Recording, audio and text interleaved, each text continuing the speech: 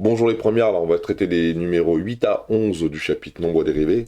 Et pour les exercices 8 à 11, il suffit de calculer la pente de la séquente à la courbe représentative de la fonction f au point A et B indiqués. Wow, ça a l'air d'être compliqué. Grosso modo, qu'est-ce qui devrait se passer? Simplement, on a une fonction dont on peut tracer la représentation graphique. Allez, on va dire euh, comme cela par exemple, hein. Je prends une fonction au hasard, je sais pas à quoi elle ressemble. On a sur cette courbe deux points, le point A et le point B. Alors à chaque fois, il nous précise combien valent les valeurs des abscisses.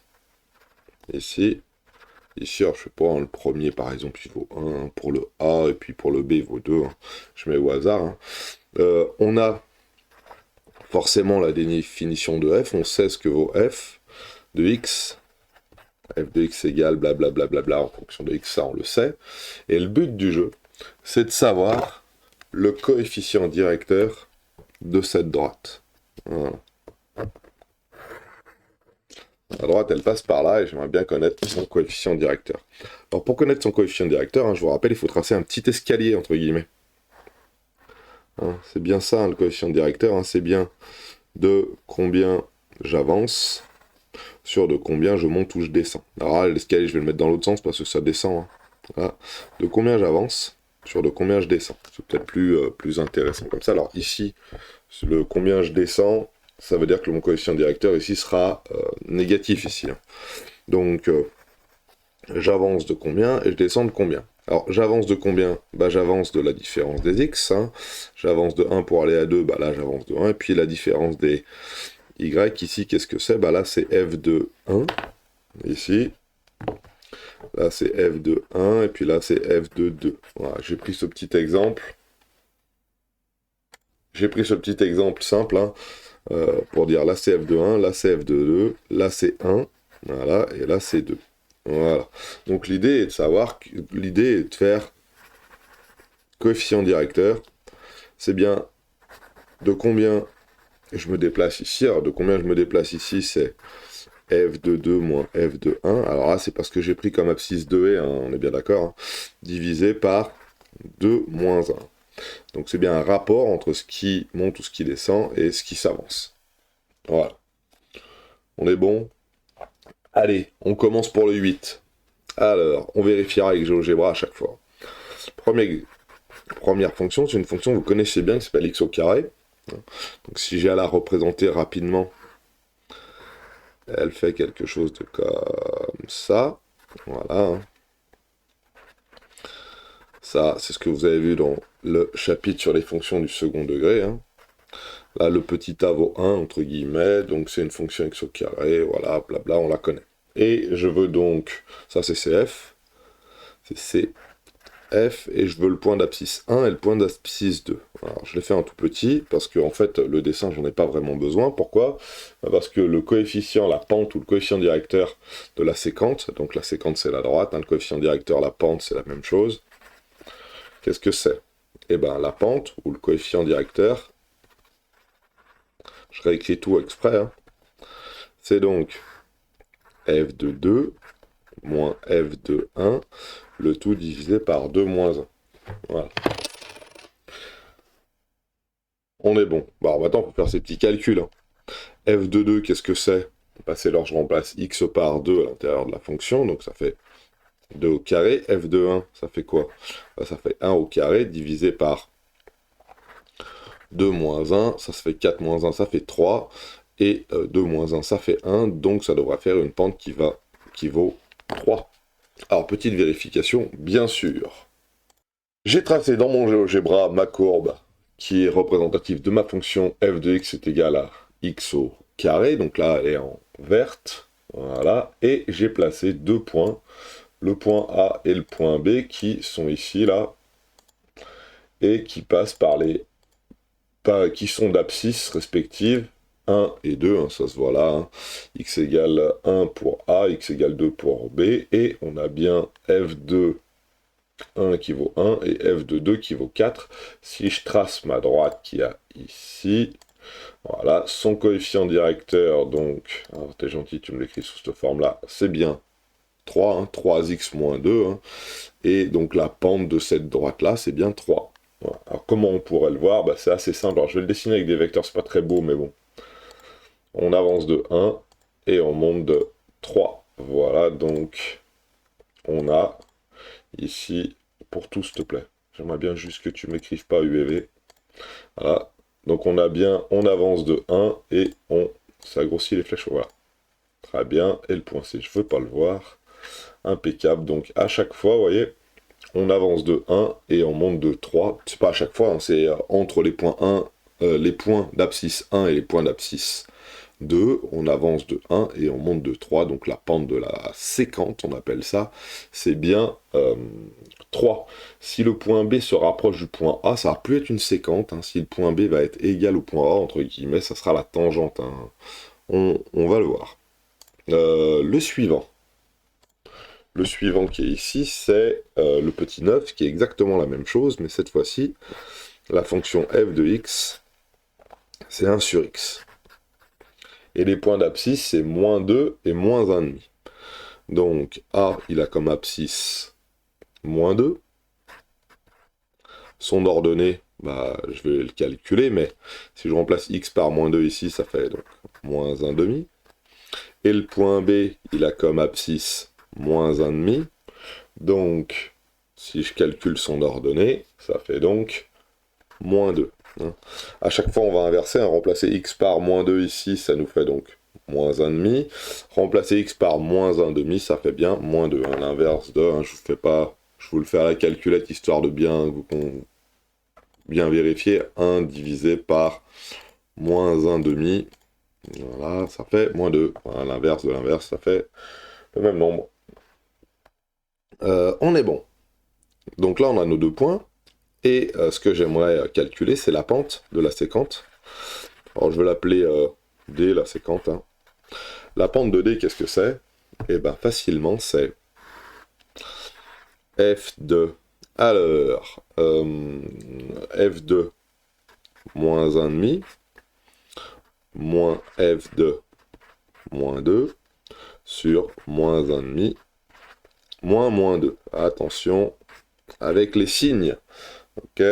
Alors, f de moins 1,5, bah, f de moins 1,5 c'est moins 2. F de moins 2 c'est moins 1,5. Donc vous voyez qu'il y a un truc qui... Hein, ils ont fait exprès de mettre des choses qui se ressemblaient pour bien vous embrouiller.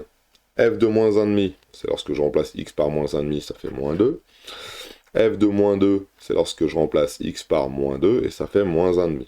Donc moins 1,5. Attention, les signes aussi, ils ont fait exprès de mettre des signes un peu casse-bonbon. Alors, moins 1,5 moins 2, ça fait moins 1,5 plus 2. Alors, vu que je veux pas me tromper, on va quand même pas, hein, moins 1,5 plus 2. Alors, c'est bien ça, hein, moins 1,5 plus 2, ça fait 3,5. Moins 1,5 plus 2, oui, ça fait 3,5. Donc, au dénominateur, moins 1,5 plus 2, ça fait 3,5. Et au numérateur, moins 2 plus 1,5. Moins 2 plus 1,5. Ça nous fait moins 3,5. Donc ça me fait moins 3,5 divisé par 3,5. Ça me fait une pente qui doit être de moins 1. Voilà. Ah, attends, faut aller vérifier tout ça. Alors ces calculs n'étaient pas faciles à cause des trucs, mais on va vérifier avec GeoGebra. Voilà, on a tracé tout ça avec GeoGebra. La partie qui nous intéresse, c'est la partie gauche. Donc on avait dit que le point A, il avait comme coordonnée ici moins 2, 0,5, moins 0,5, moins 2, moins 0,5, et le point B, moins 0,5, 2.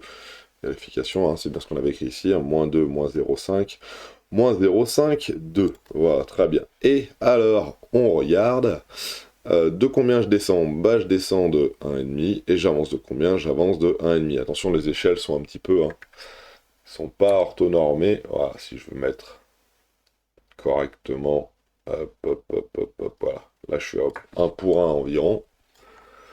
Hein, on avance de 1,5 et on descend de 1,5, donc avancer ou descendre de 1,5, ça nous fait un coefficient directeur, donc de moins 1 ici. Voilà pour le petit 9. Et on peut continuer à faire ça tout le temps. Hein. Donc assez rapidement, on va arriver, sans même avoir besoin de tracer, à trouver les coefficients directeurs des droites. Par exemple, pour le petit 10, on a f de x qui vaut x3. Là, on a donc 2 points. Hein. qui sont d'abscisse 0, c'est pratique, et l'autre d'abscisse 1. Donc A, il a comme abscisse 0, donc d'ordonnée 0, et le point B, il a comme abscisse 1, et comme ordonnée donc 1. Hein. Pourquoi? Parce que ici, là, c'est 0 puissance 3, hop, excusez-moi, ici, c'est 0 puissance 3, et celui-ci, c'est 1 puissance 3. Donc la pente de la courbe, hein, c'est f de 1 moins f de 0 sur 1 moins 0. Qu'est-ce qui se passe si on se trompe? Si on met f de 0 moins f de 1, eh ben on va mettre 0 moins 1 ici. Hein. Et en fait, le fait de se tromper ici, ça change juste le signe, et le fait de se tromper ici, ça change juste le signe. Donc grosso modo, si vous inversez les deux en haut et si vous inversez les deux en bas, en fait, ça gêne en rien. Parce que ça va changer le signe en haut, ça va changer le signe en bas, et ça va s'annuler. Si j'ai un moins en haut, un moins en bas, ça va faire un plus, et ça va s'annuler. Donc vous pouvez, entre guillemets, vous tromper en haut, et vous tromper en bas, mais en même temps. Faut pas se tromper que sur l'un ou que sur l'autre, il faut vraiment se tromper sur les deux. Quand je dis se tromper, ça veut dire inverser le 1 et le 0. C'est un peu comme dire calculer la pente de la droite AB, ça revient à calculer la pente de la droite BA. Et oui, c'est la même droite. Voilà. Donc f de 1 moins f de 0, bah ça fait 1 moins 0, et 1 moins 0 ici, tout ça, ça fait 1. Voilà. F de 1, ça fait bien 1, F de 0, ça fait 0. Alors, on pourra même l'écrire. 1 puissance 3 sur 0 puissance 3, et puis voilà. Je vais pas vous demander de le vérifier, parce que celui-ci, franchement, il se fait assez facilement. Hein. Là, 1, 0, 1, ici, voilà. La courbe, si on avait à la dessiner, elle fait quelque chose de... Oula. Elle ferait quelque chose plutôt de comme ça. Hein. Regardez. Hein. Passe par ici, comme ça. Puis la partie négative, c'est un petit peu comme un... Sauf que, voilà. Elle est plutôt comme ça. Voilà pour celle-ci. Et donc la droite qui correspond à tout ça, ça serait donc celle-là, là. Voilà. Et on a bien un... J'avance de 1, je monte de 1, j'avance de 1, je monte de 1. On a bien quelque chose de correct. Hein. À part si je trace ça comme un sac. Voilà. On est bon pour le 10. Et le dernier, le 11, en espérant qu'il est un petit peu plus difficile. Ah bon non, c'est racine carrée. Oh bah ça va tout seul. Regardez. On va le vérifier assez facilement. F de x est égal à racine carrée de x. Donc, je place mon point A d'abscisse 1. Donc, ici, j'ai racine de 1 qui vaut 1 d'ailleurs. Hein. Racine de 1, ça vaut 1. Voilà. Et mon point B, il a comme abscisse 4. Donc, racine de 4, ça vaut 2. On est bon. Donc, la pente ou le coefficient directeur que je cherche, entre les points d'abscisse A et B, hein, ou la pente de la droite AB directement, c'est directement f de 4 moins f de 1, le tout divisé par 4 moins 1. f de 4, c'est donc racine de 4, alors ça on sait que ça fait 2. f de 1, c'est racine de 1, on sait que ça fait 1. Et en bas, on a 4 moins 1, et c'est bon. Donc tout ça, ça doit faire un tiers. Alors comment il compte si vite? Non, oui, si un tiers. Ça fait 2. 2 moins 1 sur 4 moins 1. Et ça fait un tiers. Voilà. Alors, on va vérifier ce que ça donne. Regardons la fonction racine carrée de quoi elle doit ressembler. Elle ressemble à quelque chose de comme ça. Et attention, voilà, ça fait un truc comme ça. Pour x égale 1, on est ici. Et là, on va mettre 1 et 1. Alors, je fais un repère orthogonal et pas orthonormé. 1, 2, 3, 4. Allez, le 4 est là. Ici, on doit être à 2. Oula, je suis pas très bon en dessin parce que normalement ça devrait passer comme ça. Plus comme ça. Voilà. Donc 4. Tac. Ah non, 3 carreaux, Cédric. 1, 2, 3, ça devrait être là. Ah non, j'étais presque bon en fait. On va le refaire, excusez-moi. J'ai mal compté mes carreaux. Voilà. On va le faire sur GeoGebra aussi, après ce sera plus facile, mais j'aime bien le faire des fois à la main. Donc 1, 2, 3, 4. 2 carreaux, une unité. 1, 2, 3. 3 carreaux, une unité. Donc ici, tac, tac, tac, tac, tac, tac, tac, tac. Voilà. À là, quoi elle doit ressembler, la courbe. Impeccable. Donc, de combien j'avance? J'avance de 3. De combien je monte? Je monte de 1. 1 divisé par 3, ça fait un tiers. Vérifions tout ça avec notre petit logiciel là. Et voilà ce que ça donne en plein écran. Hein. On a le point A qui est situé ici. Hein. Ça, c'est bien la courbe représentative de la fonction racine carrée de x. Le point A, il a bien comme abscisse 1 et comme ordonnée 1, excusez-moi. Et le point B a bien comme abscisse 4 et comme ordonnée 2. Donc on avance de 1, 2, 3 et on monte de 1. On a bien un coefficient qui vaut un tiers. Alors ici, lui, il met le coefficient 0,33. Pourquoi? Parce que il arrondit. Et si je mets 5 décimales... Alors pourquoi il met 0,029? Ah, parce que le B n'est pas exactement sur le 4. Parce qu'il y a moyen de le placer. Voilà, exactement sur le 4. Voilà. Et on a bien notre coefficient directeur qui vaut un tiers. Voilà. Alors le but du jeu, hein, on vous fait faire cet exercice parce que justement ce point B, on va le rapprocher de plus en plus de A, et vous voyez la droite, hein, elle va, alors quand le B égale A, la droite n'existe plus, hein, mais on pourrait se dire que cette séquente, elle va se rapprocher de plus en plus d'une droite qui s'appelle la tangente, et le coefficient directeur de cette tangente, c'est ce fameux nombre dérivé. Et ce nombre dérivé, ça va nous donner une indication sur la variation de la courbe. Vous voyez, la tangente, ou la séquente, en tout cas dans ce cas-là, là, elle a un coefficient directeur qui est positif, elle vaut un tiers. Et en fait, un tiers positif, ça veut dire que au point A, par ici, là, la courbe elle aura plutôt tendance à être croissante. Et vous voyez, on va essayer de faire une généralité en disant si j'arrive à trouver tous les nombres dérivés pour chacune des abscisses de ma courbe, je saurai si ma fonction est croissante ou décroissante. Et donc en faisant des petits calculs, on va, pour plus tard, trouver ce qu'on appelle les fonctions dérivées, c'est-à-dire les fonctions qui nous donnent tous les nombres dérivés. Et on va étudier le signe de cette fonction dérivée pour savoir comment la courbe, ou comment la fonction, elle, première cette fois-ci, la fonction première, celle du début, sera donc croissante ou décroissante. On prend une fonction, on en calcule sa fonction dérivée, on étudie le signe de la fonction dérivée pour revenir à la fonction première et pour conclure sur la variation, cette fois-ci, de la fonction première. Voilà l'idée. L'idée, c'est ça. Et ça va être une idée directrice pour ces chapitres-là. Je vous souhaite à tous de passer une excellente journée.